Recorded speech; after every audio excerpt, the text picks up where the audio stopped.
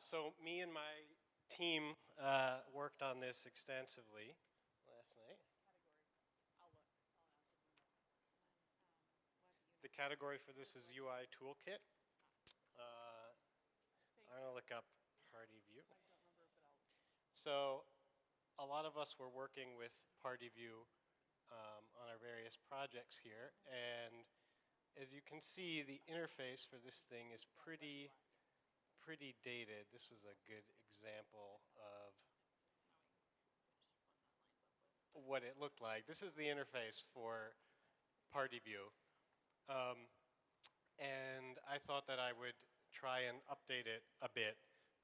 So what I worked on is wireframes for Parti-Face, updating the interface of Party-View.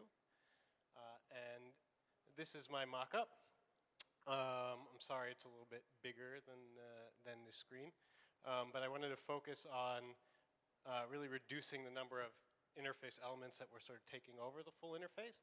Down here, you see now a clear set of navigation elements, as well as elements for selecting things in the universe. But the big thing is collapsing the group navigation. Party-View is all about adding groups of data to the view.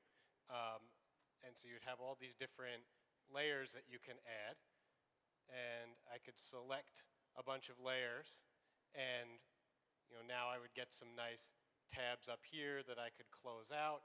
Or if I wanted to modify the properties of that layer, we have, I can choose my points, polygons, and all the adjustments for it. Whereas compared to this interface, that was choosing one of the groups to adjust, choosing points and polygons here, selecting which aspect I wanted this slider to affect, which only worked on some of the properties and not all of them, et cetera, et cetera. So I worked on making an interface that actually made sense.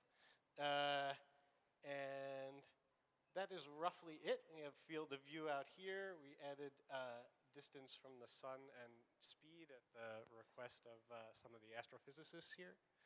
And this is where I moved the console for entering commands, which can be completely collapsed if you are not a user who's interested in using that. So that is Parti-Face.